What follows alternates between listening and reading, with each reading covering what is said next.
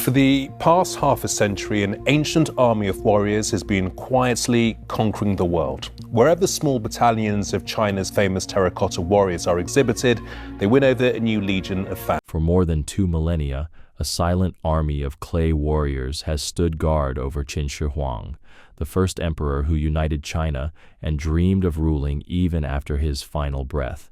This was a ruler obsessed with hidden knowledge and immortality, a man who believed he could rise beyond mortality and claim the mantle of a god. But in 2025, when cutting-edge AI technology finally scanned his vast underground legions, researchers were stunned. Beneath the surface of those ancient statues lay details no one had ever detected, secrets that could rewrite our understanding of his empire, his ambitions, and his vision of the afterlife. If you're fascinated by discoveries like this, make sure to subscribe. There's so much more history waiting to be uncovered. The story begins in the spring of 1974. Northern China's farmlands around Xi'an were dry, cracked, and desperate for water. A handful of villagers from the nearby town of Xiang decided to dig a new well. Among them was a farmer named Yang Jifa. He dug through pale, dusty soil until, about 15 feet down, his shovel hit something unfamiliar, something solid. At first he assumed it was old tiles or broken pottery. Then a clay head the size of a real human rolled into the sunlight. Moments later came more shards, limbs, armor plates, and bronze arrowheads glimmering in the dirt. None of them realized they had broken through the roof of one of the most extraordinary archaeological treasures on the planet, a massive buried army untouched for over 2,000 years. The farmers stacked the pieces near the edge of the field. Some bronze arrowheads were pocketed to sell for a little money. If fate hadn't intervened, the entire site might have been forgotten. But a local cultural officer, Jiao Kongman, heard whispers about strange statues near the well. Curious, he drove out to see for himself. The moment he spotted the clay fragments, he knew they were ancient and important. He quickly gathered every piece he could and alerted the provincial archaeological authorities. Within months, teams of experts descended on the site. What they uncovered was so vast that China built an entire museum complex directly over the excavation to protect it from damage, and from the growing crowds rushing to witness the discovery for themselves. When the first chamber, now known as Pit 1, was finally cleared enough to view, the scene was breathtaking. It looked like a battlefield frozen mid-March. Thousands of life-sized warriors stood in perfect formation, heads raised, armor detailed with incredible precision, as if waiting for a command that had been delayed for centuries. They faced east, toward the kingdoms the emperor conquered in the 200s BC. Behind the infantry were clay horses that once pulled wooden chariots. The wood had long rotted away, but the tracks in the floor still showed where the wheels once sat. The scale was beyond imagination. Over 8,000 soldiers, more than 100 chariots, and hundreds of horses. And that's only what has been estimated. To this day, only a portion has been fully excavated. Pit 1 alone stretches roughly 755 feet long and over 200 feet wide, covering more than 3.5 acres.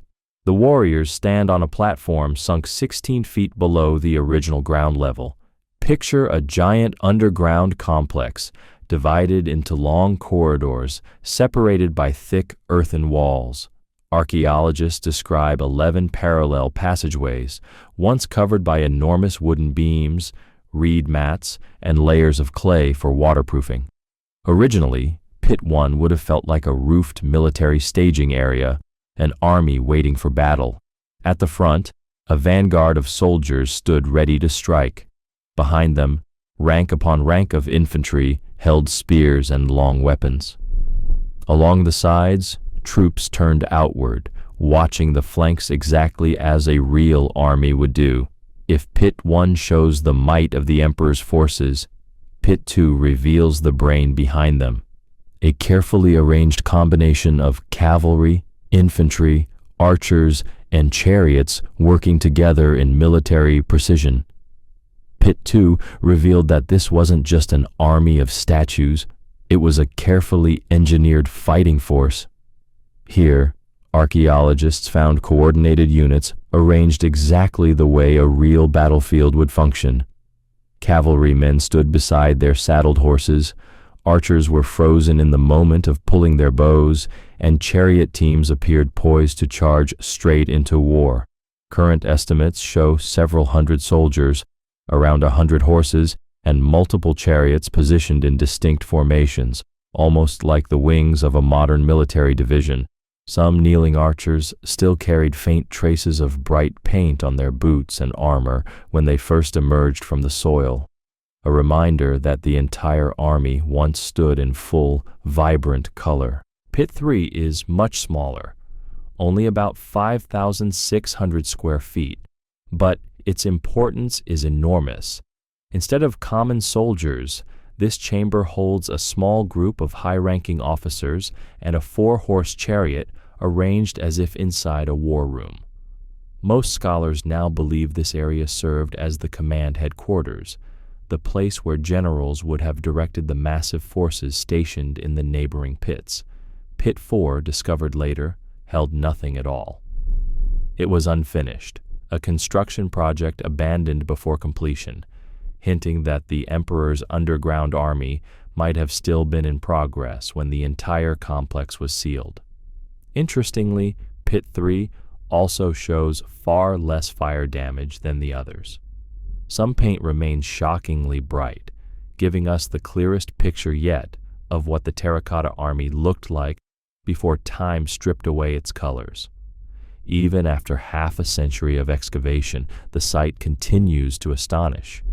In late 2024 and early 2025, teams working in Pit 2 revealed one of the most ornate figures ever uncovered, a senior officer standing near 2 chariots and several horses. His armor is sculpted with intricate designs, and his tall, elaborate headdress identifies him as someone of extremely high rank. Chinese experts say commanders of this level are extremely rare. Since 1974, only around 10 elite officers have been found. The construction of each warrior is an achievement in itself. Standing between 5.5 and 6 feet tall and weighing hundreds of pounds, the figures are hollow yet incredibly strong. Their legs were created as thick clay cylinders. The torsos were crafted as separate shells, while arms, hands, and heads were sculpted individually and attached while still damp. Artists then blended the seams, shaped facial features, and carved fine details, from fingernails and knotted belts to the texture of layered armor. Scientific analysis of the clay shows it wasn't random soil. Microscopic studies reveal a precise mixture, local loess, a fine yellow silt, combined with quartz for strength and kaolin for smooth, workable consistency.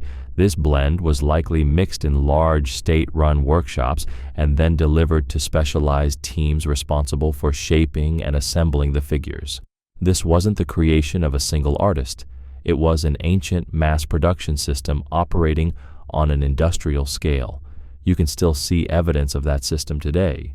Many features, especially hands and heads, follow standardized base shapes made from molds, but after each molded piece was produced, an artisan would rework the details by hand. That final stage is what makes every soldier appear unique. Stand among them and you'll notice it immediately. Different jawlines, unique cheekbones, varying eyebrows and hairlines, even subtle changes in expression. Some faces look composed, others look intense. Noses are hooked or straight, ears stick out or lie flat, and faint marks cut into lips resemble old scars. To determine whether these differences were simply artistic creativity or based on actual people, researchers turned to high-resolution 3D, scanning, and machine learning analysis. AI programs compared thousands of micromeasurements, ear angles, the depth of chins, the exact shape of eyelids, patterns too subtle for humans to detect. The results were startling. The variety wasn't random. Many features were so specific and so consistent that it's unlikely they were invented. Today, scholars believe that at least some of the higher-ranking warriors, especially officers, may have been modeled directly after real individuals who served the first emperor himself. Just like their faces, the warriors' armor and clothing tell their own story. Every design signals rank, purpose, and battlefield role. High-ranking officers wear thick, layered breastplates and tall, decorative headpieces. Chariot drivers are sculpted with protective headgear and grounded stances, perfect for gripping reins.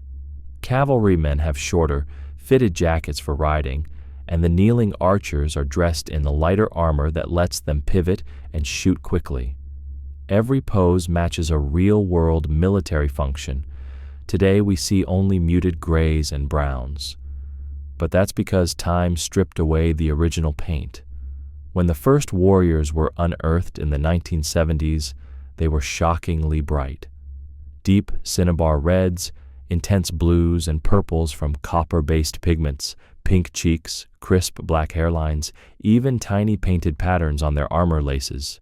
Among those pigments was something extraordinary, Chinese purple, also called Han purple, one of the earliest synthetic purple pigments ever engineered anywhere on Earth, a man-made barium-copper silicate created centuries before modern chemistry. Under those vivid colors was a thin coating of lacquer made from tree sap. Once dried, lacquer formed a glossy, protective surface like ancient varnish. Craftsmen brushed lacquer on the clay figures first, then applied colorful paint on top. This method worked beautifully 2,000 years ago, but for modern archaeologists, it caused a nightmare. The moment the figures were exposed to open air, the ancient lacquer cracked and shrank. Paint began flaking off almost instantly, sometimes within 10 to 15 seconds. Researchers watched helplessly as colors that had survived millennia vanished right in front of them. Entire painted layers could crumble in minutes. This forced excavation teams to halt their work and develop chemical treatments to stabilize the pigments. Today, conservators apply those solutions the moment fresh surfaces appear, racing against the clock to save whatever color is left. If the troops look ready for war, it's because they were. The Terracotta Warriors once held real, functional weapons, over 40,000 bronze pieces in total. Archaeologists found swords, long spears, lances, halberds, dagger axes, crossbow triggers, and enormous numbers of arrowheads. Bronze was the high-tech weapon material of its era. The halberd, with its projecting blade, was especially deadly, perfect for hooking or stabbing enemies at range. Bundles of arrows were discovered packed in groups of about 100. Chemical tests revealed something fascinating. Each bundle was made from a consistent bronze mixture, but different bundles had slightly different formulas. This suggests a highly organized production system with multiple specialized workshops. Beyond the main pits, researchers have mapped a wide network of related chambers spread across the farmland. Excavations have revealed everything from bronze chariots with real horses to stone armor suits, clay attendants, officials, and even performers. One pit features entertainers, acrobats, and strongmen captured mid-motion. Another recreates a peaceful garden scene, bronze ducks, cranes, and swans arranged around what was once a flowing stream, complete with musicians. These discoveries make one thing clear. This was not only a military installation. The emperor ordered a complete miniature universe built underground, a replica of his empire to accompany him into the next world. Everything leads to the massive burial mound at the center of the complex, a structure that looks calm from afar but becomes terrifying once you learn what lies beneath. This huge earthen pyramid, about 249 feet tall, roughly a 20-story building, seals the hidden tomb of Qin Shi Huang, the first emperor of China. Its broad base stretches hundreds of feet in every direction, forming a flat-topped pyramid surrounded by ancient walls and remains of ceremonial gates. Historical texts and modern studies agree. Construction began when Qin Shi Huang was still a teenager and continued for nearly 4 decades, from around 246 BC until his death in 208 BC.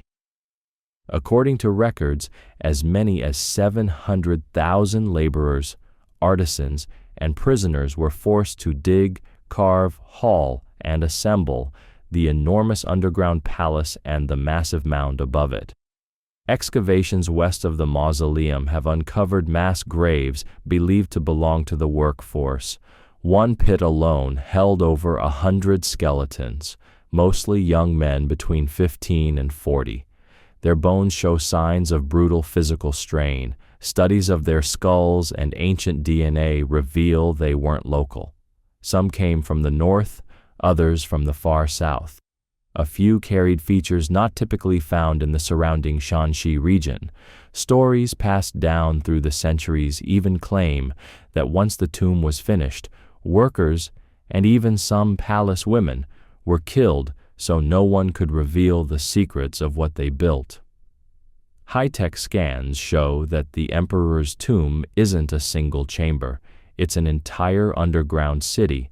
Beneath the mound lies a sealed compound with its own perimeter wall over 13 feet tall. The inner rectangle measures roughly 1,590 feet from north to south and around 1,280 feet from east to west, a vast hidden complex still untouched. Outside the inner brick structure sits another massive barrier, a thick wall of packed earth, up to 30 to 40 yards wide and towering above the landscape. This outer shell acts like armor around the core. Sloping passageways drop down from each side, all leading toward the center. And at the center of this underground fortress lies the main burial chamber, roughly 262 feet long, 164 feet across, and close to 50 feet high. Its ceiling rests nearly 100 feet below today's surface. Evidence of ancient drainage channels and what appears to be a hidden dam show that the engineers even designed the complex to resist flooding. This wasn't a tomb. It was a fortified bunker built to last forever. What makes this place truly astonishing is that no one has ever opened that central room. The actual resting place of Qin Shi Huang, the chamber believed to contain his body and unimaginable treasures, remains sealed exactly as it was when the workers walked out more than 2,000 years ago. Archaeologists have dug around it, revealing chariot pits, horse burials, musicians, officials, and what look like the foundations of an entire underground palace city. But the chamber itself? Untouched. Everything we know about what lies inside comes from ancient texts, subsurface scans, and chemical readings leaking from the soil. The most detailed ancient account comes from the historian Sima Qian, writing around the 1st century BC. He described a staggering underground world, full-sized palaces, towers stocked with valuables, and a complete miniature map of the empire. Rivers and seas, he wrote, were recreated using flowing liquid mercury. The ceiling glittered with painted constellations. The floor was shaped into mountain ranges. He also mentioned automated defenses, crossbows set to fire the moment someone entered, and mysterious, everlasting lamps made from the fat of a creature he called a manfish, possibly a poetic reference to whales. For centuries, people argued over whether Sima Qian was telling history or myth, but modern science keeps revealing clues that he may have been frighteningly accurate. One of the most chilling details is the mercury. Mercury is a shimmering liquid metal that evaporates into toxic vapor. It's lethal when inhaled. And Sima Qian's story about mercury rivers inside the tomb? Modern tests support it. Soil around the mound contains mercury levels far above what naturally occurs here. Some samples reach around 1,400 parts per billion. and later surveys found hotspots over 2,100 parts per billion. For comparison, normal soil in this region typically measures in the low hundreds at most.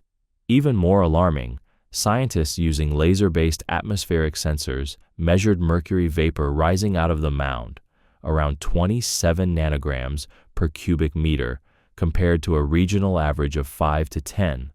In other words, the tomb is literally leaking mercury into the air right now. This contamination isn't from factories. The pattern of readings has stayed consistent for decades, and the highest levels match the predicted location of the burial chamber. Tracing the mercury's origin points to ancient cinnabar mines once controlled by the Qin state, especially the Shenyang region. Cinnabar, a vivid red ore of mercury sulfide, was heated to extract pure mercury. Researchers estimate that the emperor's burial project may have used more than 100 metric tons, over 200,000 pounds, of liquid mercury. That would make his tomb one of the largest ancient mercury deposits ever created, bigger than many modern industrial spills. To ancient Chinese alchemists, mercury wasn't decoration. They believed it contained the essence of life, a substance that could extend existence or even grant immortality. If Sima Qian was right, the tomb may hold entire rivers of this deadly metal. A single breach could release toxic fumes strong enough to harm or kill anyone nearby within minutes. Mercury isn't the only reason archaeologists won't open the chamber. The environment inside has been sealed for over 2 millennia. Its air, humidity, pressure, and temperature form a delicate balance. Breaking that seal could cause objects inside, documents, fabrics, wood, paint, even the emperor's remains, to disintegrate almost instantly. Conservators openly admit that no modern technology can stabilize a space of that size the moment it's opened. They would be entering a perfectly preserved ancient world and risking destroying it the moment oxygen rushes in. There's also the threat of structural collapse and potential traps. Sima Qian's writings mention automatic crossbows set to fire. While the wood and sinew powering them would have decayed, bronze bolts and triggers can survive for thousands of years. Ground-penetrating radar and magnetic surveys show clusters of dense metal objects and narrow corridors that look like choke points, passageways deliberately designed to slow intruders. Even if the weapon traps no longer function, the architecture shows clear defensive intent. And then there's the instability of the chamber itself. Qin engineers used massive wooden beams to hold up ceilings. After thousands of years under immense pressure, some may be weakened or rotted. One wrong tunnel, vibration, or drilling mistake could bring the whole thing crashing down. Water poses yet another danger. The mound sits near the base of Mount Li, where groundwater lies roughly 100 feet deep. Punching into the wrong spot could unleash torrents of mud and water, obliterating the tomb from within. To grasp why this incredible tomb exists, you have to understand the man behind it. In the 3rd century BC, what we now call China wasn't a unified nation. It was a brutal battleground of 7 major states locked in endless warfare. Cities fell, armies burned, and betrayals were part of everyday politics. Assassins were so common that rulers trusted almost no one. Into this chaos was born a boy named Yingzheng. At around age 13, he became king of the Qin state. As he grew, his ambition grew with him. He embarked on an unprecedented campaign to eliminate every rival ruler, state by state, through relentless and bloody warfare. By 221 BC, after decades of conquest, the last enemy surrendered. Yingzheng discarded the old title of king and declared something the world had never seen before: the first emperor. The title emperor existed long before many kingdoms fell, but when Yingzheng claimed it, he reshaped its meaning forever. He chose the name Qin Shi Huang, literally the first sovereign of Qin, declaring that from this moment on, there would be only one supreme ruler over everything under heaven, and that ruler was him, For Qin Shi Huang, conquering China was only the beginning. Victory in battle meant nothing if he couldn't hold together the lands he seized. To him, ruling an empire required absolute authority, not just over borders and armies, but over ideas, memory, communication, wealth, and even the way people marked time. And the symbol of his power still stands today. The Terracotta Army. More than 8,000 life-size soldiers crafted over 2 millennia ago. The name of his state, Qin, eventually evolved into the word China. And the nation's political blueprint, one ruler at the center, commanding a unified administration, can be traced straight back to him. His system outlived him, outlasted his dynasty, and shaped centuries of Chinese governance. But imagine the world he took over. Before unification, China wasn't a single country. It was a brutal battleground of 7 rival states locked in endless warfare. No one trusted anyone. Betrayal was routine. Kings died by daggers, not old age. Into this chaos rose a teenager, Ying Zheng, crowned king of Qin at just 13. As he came of age, he defeated every enemy state in a relentless series of wars that ended in 221 BC. When the final kingdom fell, he abandoned the old title of king and invented something entirely new for himself. But conquering the map was only half the job. The real challenge was forcing 6 former enemies, all with their own customs, into a single functioning empire. Qin Shi Huang's solution was radical: erase their differences. Every kingdom had its own currency, measurement systems, and even distinct styles of Chinese writing. He replaced them with one universal standard. Qin Shi Huang began by forcing the entire empire to write in one unified script. For centuries, each kingdom had used its own style of Chinese characters, making communication slow and inconsistent.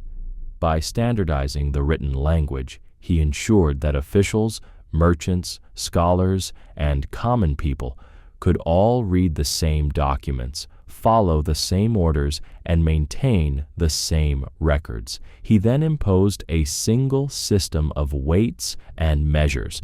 Before unification, something as simple as a pound, a bushel, or a foot meant different things depending on where you lived. This created chaos in trade, taxation, and construction. With one standard, every scale balanced the same way. Every marketplace spoke the same numerical language, and every engineer could build with precision. Next came one unified currency. Each region once minted its own coins with different shapes, metals, and values. Qin Shi Huang eliminated all of them and introduced a universal coinage that circulated across the entire empire. Suddenly, merchants could travel from one end of China to the other without needing to convert money or barter. Commerce became faster, cleaner, and much more predictable. And finally, he enforced one legal code, a single set of laws that applied to everyone, nobles, soldiers, farmers, and officials alike. Under this system, no region could secretly protect its own elites or follow its own justice. The same rules governed the entire realm, and the punishments were severe enough to ensure obedience. This legal uniformity crushed the power of former warlords and replaced a fractured land with a centralized state. It sounds administrative, but it was a revolution in how civilization worked. If every cart axle matched, carts could run smoothly across the same roads. If every road was the same width, troop movements and grain shipments became faster and more reliable. Records describe Qin Shi Huang ordering massive highways to radiate outward from the capital like spokes of a wheel, straight, wide arteries built for an empire on the move. Qin Shi Huang governed through what we now call legalism, a philosophy built not on trust, but on strict laws and harsh consequences. The belief was simple. People obey not because they want to, but because punishment is worse than temptation. Under this unified system, every law was written in plain, unmistakable terms. There was no room for interpretation, no hidden loopholes, and no region applying its own traditions. The rules were meant to be understood instantly and feared immediately. The emperor paired those clear rules with harsh, unforgiving penalties. Punishment wasn't meant to be symbolic, it was designed to be a powerful deterrent. The message was simple: obedience keeps order, defiance brings consequences. And to make sure no one doubted the state's reach, enforcement was total. Inspectors, magistrates, and soldiers carried out the law without hesitation. No official, no noble, and no province was beyond the emperor's authority. Another radical change was that government jobs were no longer inherited. Powerful families could no longer pass down authority like property. Instead, positions were granted by the central court, and anyone who failed their duties could be dismissed instantly. At the regional level, local administrators reported straight to the throne. This destroyed the old feudal structure, where warlords once ruled like mini-kings. Instead, every corner of the empire was tied directly to the capital, creating a single chain of command under Qin Shi Huang. This crushed the feudal order. No more powerful warlords, no more breakaway kingdoms. Every official served at the emperor's pleasure and could be removed instantly. Then came one of the most infamous acts of his reign: the war on books and ideas. About 8 years after unification, the imperial court launched a purge of writings it believed could spark disloyalty. Qin's chancellor, Li Si, argued that books praising old rulers or retelling the histories of rival states encouraged dangerous comparisons. So those texts were banned and burned, except for copies sealed away in the imperial archives. Medical, agricultural, and technical works were spared, but philosophical texts and historical records that contradicted the state's narrative were destroyed. Some accounts say hundreds of scholars who publicly opposed the policy were executed. The goal was unmistakable: control the past, and you control the future. Manufacturing a legend. Qin Shi Huang carefully shaped his own mythology. Beginning in 219 BC, he embarked on massive ceremonial tours, climbing sacred mountains, making offerings, and carving grand inscriptions into stone. These messages declared that he had unified the world, pacified the land, and restored heavenly order. He even commissioned a priceless jade seal engraved with the words, "Receiving the mandate of heaven, may the emperor enjoy long life and eternal prosperity." That seal became the ultimate symbol of authority. Dynasties fought over it for centuries. His war against death, but the one enemy he could never defeat, was mortality. Qin Shi Huang grew terrified of dying, convinced it would strip him of everything he had built. Alchemists whispered of islands across the eastern sea where immortal beings lived, and one sorcerer, Shu Fu, became central to the legend. The emperor sent Shu Fu on a grand expedition with thousands of young men and women to bring back the elixir of life. He returned only with tales of monsters and mysterious sages, and asked for more ships. On the second voyage, he disappeared entirely. Some stories say he reached a foreign land and became its ruler. Still, Qin Shi Huang continued swallowing immortality potions, many of which contained mercury. Today we know mercury destroys the nervous system and causes hallucinations and paranoia. Many historians believe these poisonous elixirs contributed to his sudden death during a tour of the eastern provinces in 210 BC. He was only about 49. The empire falls, but the blueprint lives on. When he died, his court hid the news. Ministers forged orders, replaced the heir, and tried to keep control. But rebellions erupted almost immediately. Within 4 years, the Qin dynasty collapsed. In the end, His empire was shockingly short-lived. From the moment he crowned himself the first emperor to the day the dynasty collapsed, barely 15 years had passed, a blink in history. And yet, his impact never died. When the Han dynasty rose after the Qin fell, they didn't reject his system. They embraced it. They kept the foundation he built because it held the country together in a way nothing before it ever had. They preserved the idea of one supreme emperor, a single ruler above all others, guiding the destiny of the realm. They kept one unified bureaucracy, staffed not by hereditary nobles, but by officials who served the state, not their own clans. They continued operating under one centralized government, an administrative machine capable of managing vast lands, distant provinces, and millions of people under a single vision. And the reason was simple. It worked.